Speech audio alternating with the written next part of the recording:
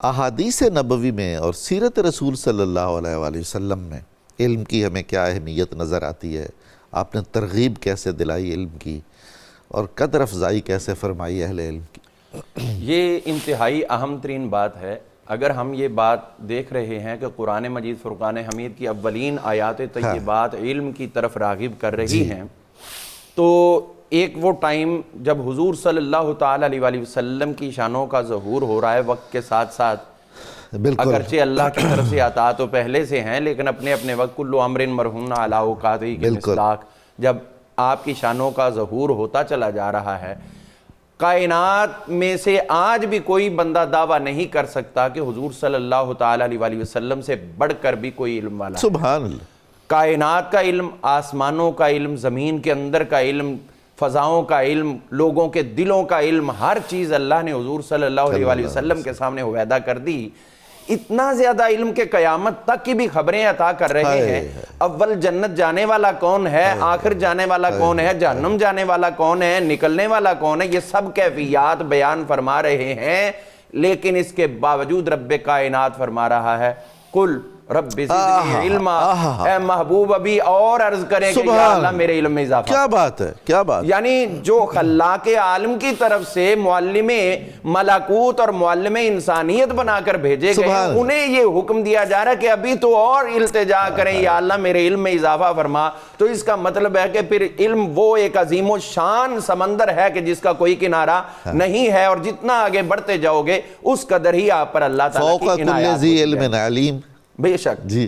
تو اسی طرح ہم دیکھتے ہیں نبی کریم صلی اللہ تعالیٰ علیہ وآلہ وسلم نے جو فرمایا کہ ہم انبیاء کا گروہ کوئی وراثت نہیں چھوڑتے مال میں سے منال میں سے، لیکن ہماری وراثت علم ہے، اور علم حاصل کرنے والوں کو فرما دیا العلماء ورثۃ الانبیاء۔ میری امت کے علماء یہ نہ سمجھے کہ وہ صرف میرے وارث ہیں بلکہ 1,24,000 انبیاء کے وارث۔ سبحان اللہ، سبحان۔ یعنی علم حاصل کرنے والا کس وراثت میں جا رہا ہے اور کن چیزوں کو وہ اپنے قبضے میں لا رہا ہے کہ حضور علیہ السلام عطا کر کے خوش ہو رہے ہیں اور فرما رہے ہیں کہ تو علم حاصل کر، تو کر۔ حضور کیا ہوگا؟ فرمایا تو چلے گا تیرے قدموں کے نیچے فرشتے پر بچھا رہے ہوں گے، تیرے اوپر فرشتے سایہ فگن ہو رہے ہوں گے، تیرے لیے سمندر کی مچھلیاں بھی دعائیں کر رہی ہوں گی، ہواؤں کے پرندے دعائیں کر رہے ہوں گے۔ تو علم حاصل کرتا جا، اللہ کی عنایات تجھ پہ بڑھتی چلی جائیں گی۔ اور پھر اس کا اگر ہم دیکھتے ہیں کہ ایک کلائمیکس ہے،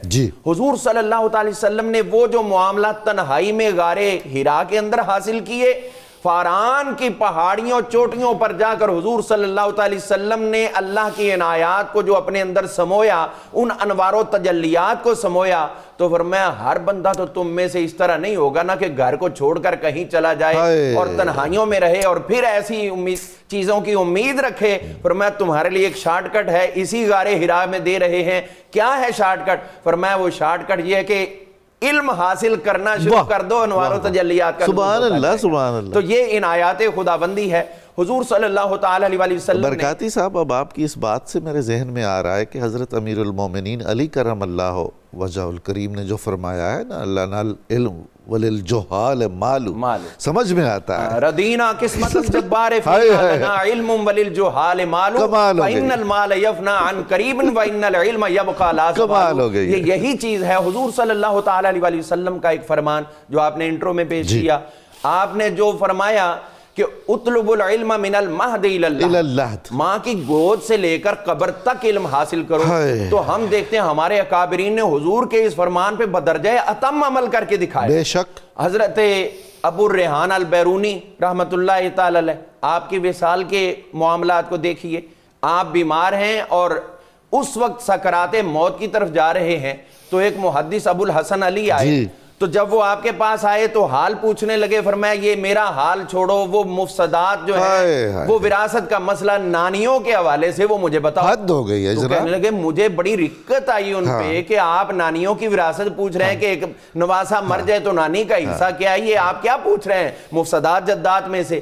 اپنی کیفیت دیکھیں، ایک تاریخی جملہ بولا، اور وہ جملہ یہ آپ نے بول دیا کہ میں دنیا سے جا رہا ہوں، اس مسئلے کو جانے بغیر مرنے سے بہتر سمجھتا ہوں کہ دنیا سے جاؤں تو اس مسئلے کا بھی علم لے کر۔ اللہ اکبر۔ اور پھر انہوں نے جب بتایا آپ نے کہا ٹھیک ہے، وہ چلے گئے، ابھی باہر نکلے ہیں تو اندر سے رونے دھونے کی آوازیں آنے لگی، آپ کا وصال ہو گیا۔ یہ ہے حضور کا فرمان کہ قبر تک تم علم حاصل کرو، اور انہوں نے حاصل کر کے دکھایا۔ ہم دیکھتے ہیں نبی کریم علیہ السلام نے اس لیے فرمایا فقیہ واحد اشد علی الشیطان من الف عابد، ایک فقیہ دین کا علم حاصل کرنے والا وہ شیطان پر 1000 عابدوں سے زیادہ بھاری ہے۔ ایک شخص نے حضور کی خدمت میں عرض کیا حضور اگر مجھے یہ پتہ چل جائے کہ میرے مرنے میں 1 ساعت باقی ہے، اس کے بعد میں مر جاؤں گا، تو اس آخری ساعت میں کیا حاصل کروں، کیا عمل کروں؟ تو حضور صلی اللہ علیہ وسلم نے اس وقت فرمایا کہ اگر تجھے یقین ہو کہ 1 ساعت کے بعد تو مر جائے گا تو اس ساعت میں بھی علم حاصل کر۔ سبحان اللہ، اس ساعت میں بھی علم حاصل کر۔ یہ مومن کی شان ہے کہ آخری لمحے تک وہ علم حاصل کرتا ہے۔ حضور صلی اللہ تعالی علیہ وسلم کا جب جو حلقہ اصحاب سجا کرتا تھا تو آپ اہل علم صحابہ جو ان میں سے زیادہ ہوتے تھے ان کو اپنے زیادہ قریب بٹھایا کرتے تھے، اور جب کہیں وفد روانہ کرتے یا خود تشریف لے جاتے تو پیچھے امارت کسی کو دینی ہوتی تو وہاں اہل علم کا انتخاب کیا جاتا۔ تو جاہل جو ہے بے علم نتواں خدارا شناخت، آج کا جاہل جو ہے اس کو شریعت چھوڑ کے حضرت کئی ایسے اپنے آپ پہ چوگا اوڑھ کے رکھتے ہیں کہ ان بیچاروں کو نماز کے کلمات بھی نہیں آتے اور وہ پیر و مرشد بن کے وہاں پہ بیٹھے ہوتے ہیں۔ تو ایسے لوگوں کو اس بات کی طرف آنا چاہیے کس کو دھوکہ دے رہے ہو، خود کو دے رہے ہو، سامنے والوں کو دے رہے ہو، یا خدا کو دینا چاہتے ہو؟ تو خدا نے تو اپنے محبوب کا آغاز بھی علم کا اظہار کر کے کیا، اور عروج پہ جا کر بھی جو ہے وہ ان کے علم کی، اور حضور علیہ السلام نے جو آخری خطبہ دیا اس بارے میں بھی فرما دیا کہ جس نے یہ سن لیا ہے، یاد کر لیا، آگے دوسروں تک پہنچائے۔ یہ بھی علم کی طرف آپ نے توجہ اور ترغیب دلائی ہے۔ تو جس قدر علم حاصل کرتے جائیں گے خدا کے انوار و تجلیات اتنے ہی انسان پر بڑھتے